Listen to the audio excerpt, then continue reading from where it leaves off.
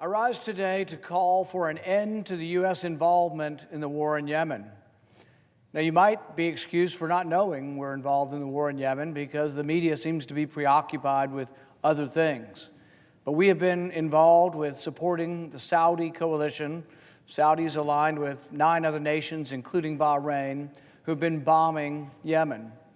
Now, you might not know much about Yemen either. Yemen is one of the poorest countries on the planet. There's about 17 million people who live on the edge of starvation there. This year, they suffered an epidemic of cholera. Over 1 million people had cholera and thousands of people died.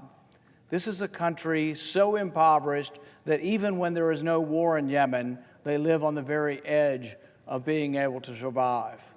The pictures are heartrending. If you see the pictures of the small children with their swollen bellies, swollen because they don't have enough protein, that the fluid literally drains from their blood system into their bellies. The pictures are heartrending.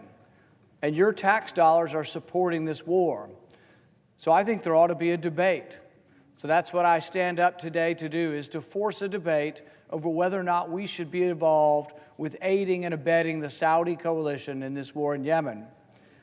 You see, our founding fathers intended that Congress would debate war. It was very, very clear if you read the Federalist Papers, if you read the Constitution, if you read any of the founding fathers, if you read any of the first 8 presidents, they said explicitly again and again that the prerogative to declare war was Congress's, that it was specifically taken from the president, specifically forbidden of the president to go to war without the permission of Congress. So we've been having a little bit of this debate. About a month ago, we had a debate, and you know what? The administration argued that bombs are not war, that refueling planes that bomb people is not war, that we are not involved with hostilities in Yemen because we don't have troops marching on the ground with muskets. I think that's an absurd notion that you could be refueling bombing planes, supplying the bombs, and as bombs are raining down on people and civilians are killed, and the ones who survive pick up a scrap of the bomb and it says made in U.S., tell them we're not involved with the war in Yemen. Madison, among the founding fathers, was quite clear in saying that the executive branch is the branch most prone to war.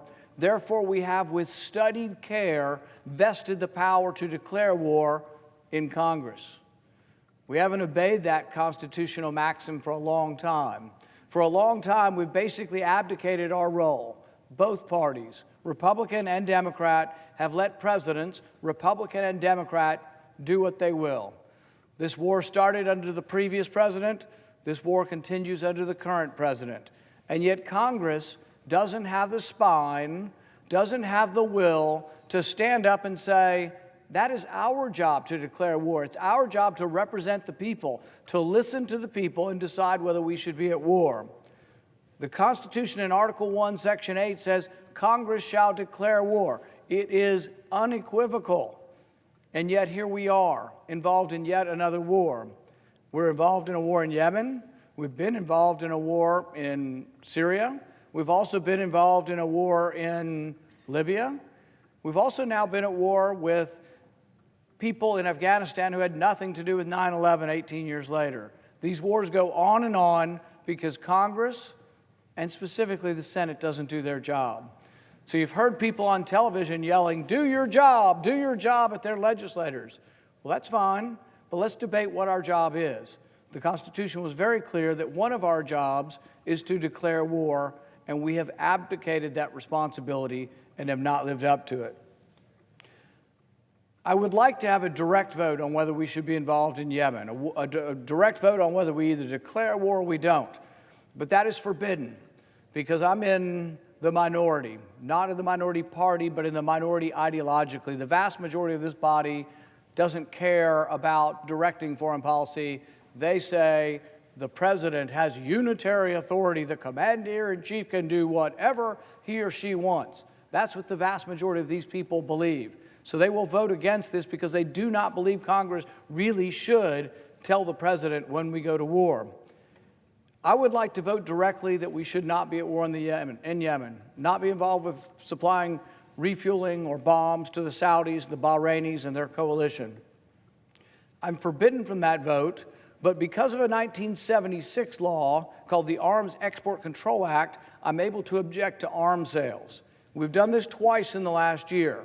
We objected in a bipartisan way to sale of arms of Saudi Arabia because we thought their war was unjust, indiscriminate, killing civilians, and was not in America's best interest. The first time we had the vote, we got a little over 20 votes to say we should not be continuing to sell arms to the Saudis while they continue this abomination.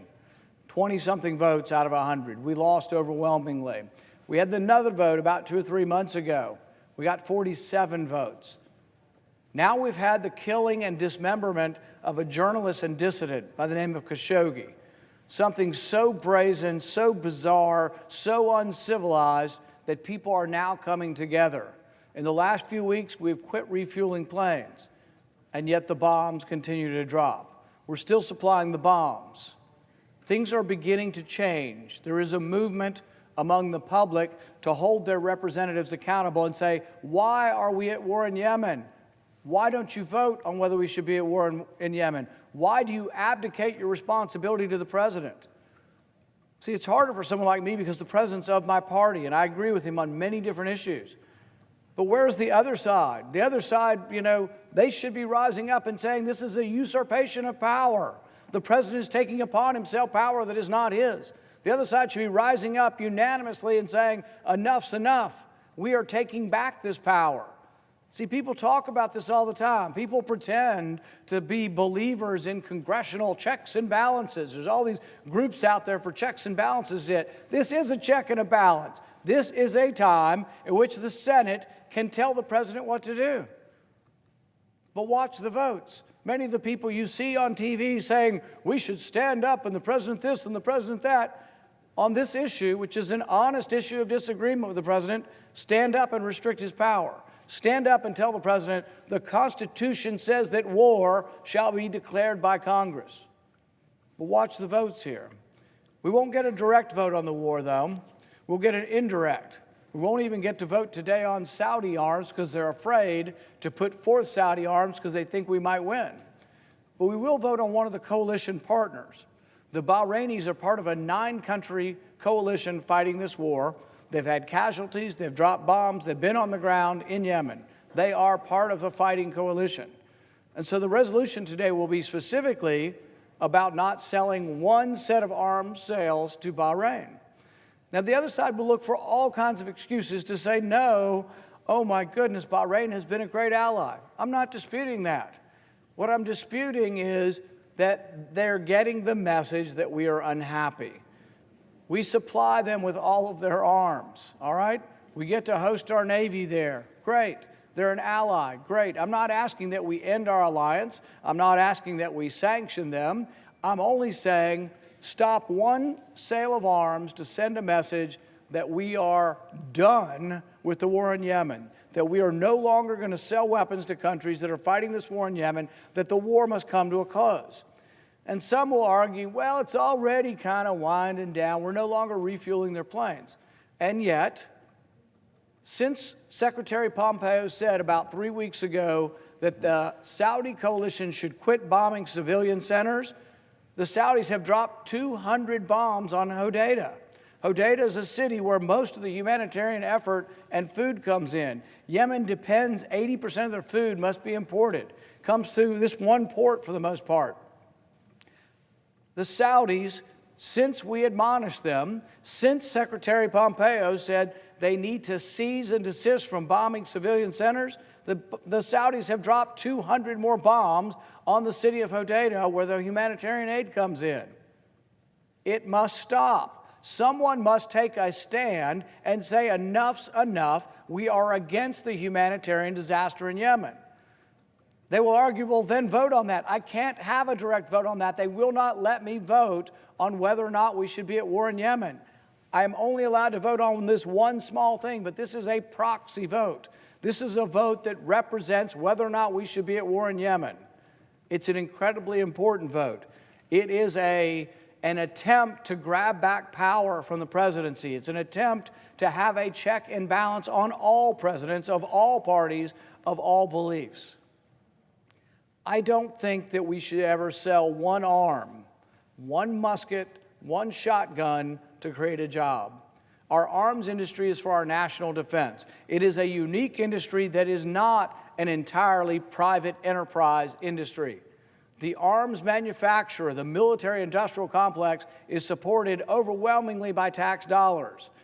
I'm not for anybody being able to buy an F-16. I'm not for selling F-16s to Russia or to China, but I'm also not for selling any more to Saudi Arabia. I'm not for fixing their planes. I'm not for giving them replacement parts. Their Air Force would be shut down in a matter of months if we stopped funding them. People say, oh, it's too dramatic. Oh, you're doing things they've been such a great ally.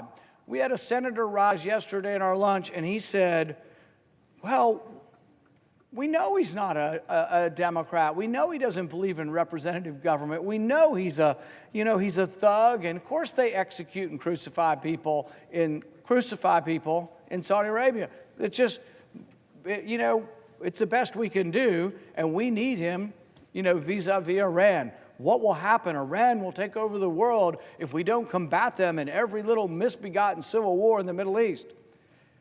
Well, here's the point. And this is a point we should debate and nobody debates. Who is more evil? The Revolutionary Guard and the Ayatollah of Iran or the Saudi Arabian kingdom? If you look at it objectively, Saudi Arabia spent over $100 billion teaching hatred of Christians, Hindus, and Jews around the world. They have opened tens of thousands of madrasas.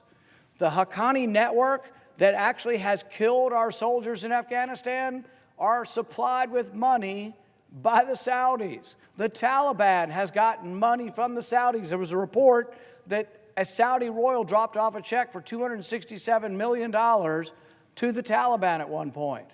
So we're fighting these people and we're arming people. We should not be arming the enemy. It's not just one side. The other side has admitted this as well. It's not just Republicans saying this.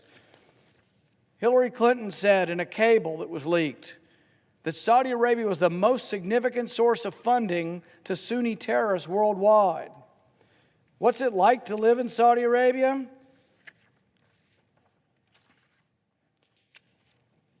We might ask Barik al-Nimr. He was arrested at 17 at a protest. He's still in jail. He's scheduled to be executed. They have a real, gloriful way of executing you in Saudi Arabia. They chop your head off and then they crucify you. So his head will be chopped off and then his body will be displayed in a crucifixion pose. That's what they will do to him. He was 17 when he's arrested. They have beheaded minors in Saudi Arabia. But we buy their oil and their sheiks we're such good friends with their sheiks and their kings. In Saudi Arabia right now, there are 3,000 people in prison who have not gotten a trial. There's nearly 1,000 people that have been in prison for 3 years without trial. 3 years without trial, 1,000 people. And yet we continue to say, oh, yes, but they oppose Iran. Who's worse? Iran or Saudi Arabia? Maybe neither one of them are good. Do you want to send your son or your daughter to fight for the Iranian Revolutionary Guard? No. Do you want to send your son or daughter to fight for the Saudi kings who crucify people? No. Maybe we don't always have to pick sides. Maybe there's a time that comes when the 1,000-year-old war between Sunni and Shia, let them fight it. Is there a reason we always have to send our sons and daughters to the Middle East? People used to say, oh, you got to do it for oil, which was offensive to me. We're doing it for oil and oil profits. We are independent now of their oil. We export oil. We do not need Saudi Arabia. People say, we got to have them or Iran will take over the world. Saudi Arabia spends 8 times more. Saudi Arabia and their coalition partners spend 8 times more on military than Iran. And what happens every time we send $1 to Saudi Arabia? Iran then asks Russia for stuff.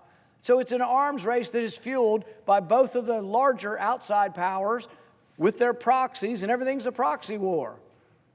But if you fool yourself into thinking, oh, Saudi Arabia's a good guy and Iran's the bad guy, you have to ask yourself about the $2 billion that Saudi Arabia spent in India.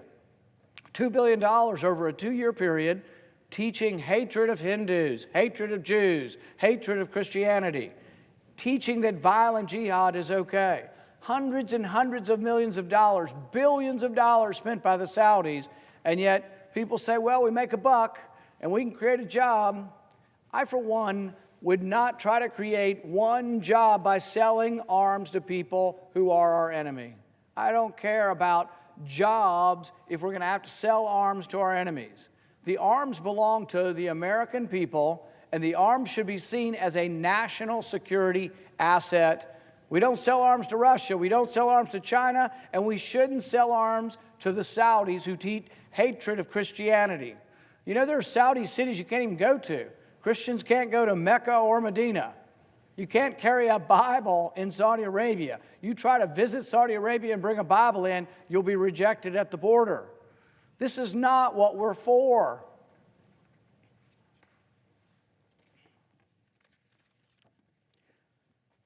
Even those who have advocated for the war are now admitting there's no military solution. Recently, Secretary Pompeo said, no military solution in Yemen. Let's seize the bombing. General Mattis has said the same thing, no military solution. But they're not getting the signal. We're telling them there's no military solution. We're telling them to quit bombing civilian areas, and they're still bombing the areas. Since Secretary Pompeo told them a few weeks ago to quit bombing civilian areas, they've dropped 200 bombs on Hodeidah. The Saudis aren't getting the message. The Bahrainis are part of the coalition. Send them a message. I'm not saying we sanction Bahrain. I'm not saying we kick them out as an ally. I'm not saying we end our relationship with the Bahrainis. I'm saying don't sell them arms one time. You think they'll get the message? See, that's a message of strength. A lot of people around here talk about we must have peace through strength and we need to have a strong military. Well, you know what? We need to have a strong foreign policy that says we're not going to be pushed around by a bunch of two-bit dictators in the Middle East. We're not going to be led astray and to reject all of our values by sending arms into a war where civilians are being killed by the thousands. 17 million people in Yemen live on the edge of starvation. The city that a lot of the humanitarian aid comes in through, Hodeidah, it's blockaded by the Saudis.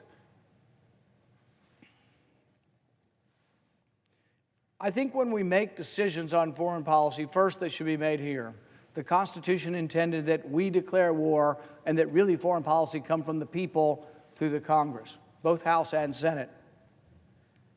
If we were to have that debate, we would ask the question, is our involvement in the war in Yemen in our national security interest? Is our national security enhanced by being at war in Yemen? I think the question is unequivocally no. To those who say, well, we must combat Iran, Iran is being combated by Saudi Arabia, but Iran is not a threat to come across the ocean to see us. Guess who has come across the ocean? You remember 9/11? You remember who the hijackers were? 15 of 19 of them were from Saudi Arabia.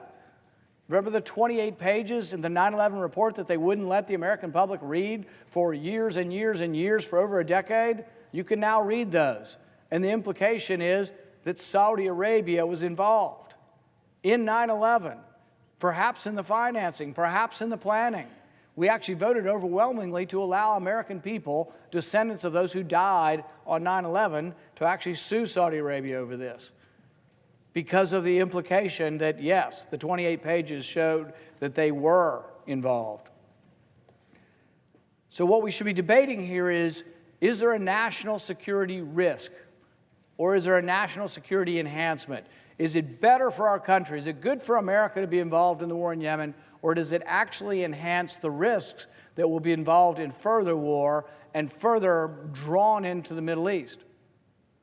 If you look at the history of our involvement in the Middle East, and President Trump gets this very well, one of the things he says over and over again is that the Iraq War was a mistake, that it was a geopolitical blunder of immeasurable proportions.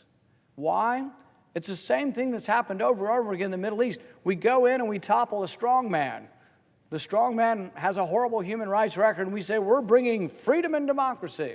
You know what we get? We topple the strong man and we get chaos. And even decades later, look, in Afghanistan, decades later, we still have chaos. You had chaos in Iraq. You have chaos now in Syria. You have chaos in Yemen. You have chaos in Libya. But it's not made better by our intervention.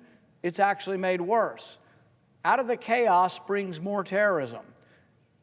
Terrorism loves chaos. It's sort of like, nature abhors a vacuum. Well, terrorism loves a vacuum. So terrorism grows and thrives and becomes more organized when they have a vacuum. My fear in Yemen is, as the war goes on, as both sides destroy each other in a war that has no real end, that maybe Al-Qaeda of Yemen does come back, and Al-Qaeda of Yemen becomes a dominant player. Where did ISIS come? People said, oh, ISIS was from Iraq. ISIS grew in Syria, from Raqqa. They started there. They moved into Iraq, because even after 15 years, the Iraqis were feckless to stop them. But they grew in the chaos of Syria. Who did we supply in Syria with weapons? Well, there was another post from Hillary Clinton to Podesta saying, we've got to do something about Saudi Arabia and Qatar because they're indiscriminately supplying arms to Al-Qaeda and ISIS in Syria. So because we always think you've got to be involved, there can never be a time when we're not fighting on one side or the other, we get involved with the lesser of two evils. And so often the lesser of two evils is, guess what? Still evil. And so what's happened is we're drug into everybody's wars, war on end in the Middle East, without resolution. They've been killing each other for 1,000 years. And we think somehow siding with the Sunnis against the Shia is going to bring this war to a conclusion. The thing is that I think it's been a mistake. I think it's been counterproductive. I think the war in Yemen is counterproductive. I think that our involvement there is leading to more chaos. I think the Senate has abdicated their duty and their role. Under Article 1, Section 8, the Senate is allowed to and should be deciding when we go to war.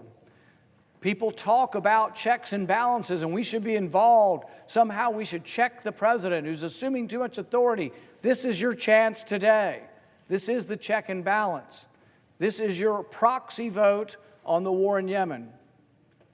There will be no direct war in Yemen because they won't allow it. This will be a proxy vote because it'll be about weapons to Bahrain because we're not being allowed a direct vote on the war in Yemen. We should be. It should be one of the most important things we do and function in the Senate, and that is to direct foreign policy, to decide when we go to war. It's probably the most important thing we do under the Constitution, and we've abdicated it for decade after decade. I think the American people's frustration with Saudi Arabia is growing. I think the American people want a loud message sent. If you send any other message, some are proposing sanctions on the killers. Well, they're in jail, and then in all likelihood, they're going to be executed. So we're going to sanction a bunch of people who are in jail and going to be executed. The Saudis will laugh at that. That is weakness.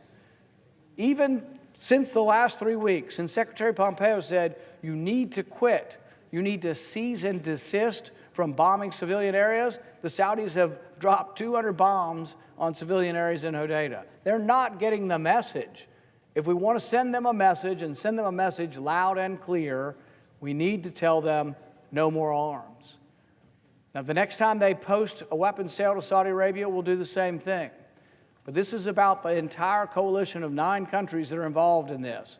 Today it'll be about Bahrain, but today it's really about Yemen. It's about the question I began this with. My call today is to end the U.S. involvement in the war in Yemen. We should have debated this in advance. We should have debated this before we got involved with the war in Yemen. And yet there's this creeping mission that happens all the time. The wars begin with the executive branch, they creep and grow larger and larger, and we abdicate our duty and role to vote on these things. Today's an opportunity to say enough's enough, the war in Yemen should end. It won't be the direct message I'd like to send to Saudi Arabia, but it will be an indirect message. If this resolution were to pass, yes, it would be a loud and clear message that we're serious. But what will happen, and you'll watch closely, is many members will say, oh, Bahrain's our ally, we can't do this to our ally. I'm not talking about ending our relationship with Bahrain. I'm not talking about never selling arms to them. I'm talking about one time, today, don't send them arms. What's the drama about? How could that to me is a very modest step. One time, not sell their arms. They can be sold in 6 months. Quit bombing Yemen. Pull out of the coalition. Stop the fight. We'll talk about the arms sales. One time, we should stand up and we should send a message from the Senate to the President that we're in charge under Article 1, Section 8, declaration of war comes from Congress. We've abdicated for too long that role, and my hope is today that there will be enough of us to send a message, and the message should be loud and clear. We should end, the U.S. should end their involvement in the war in Yemen.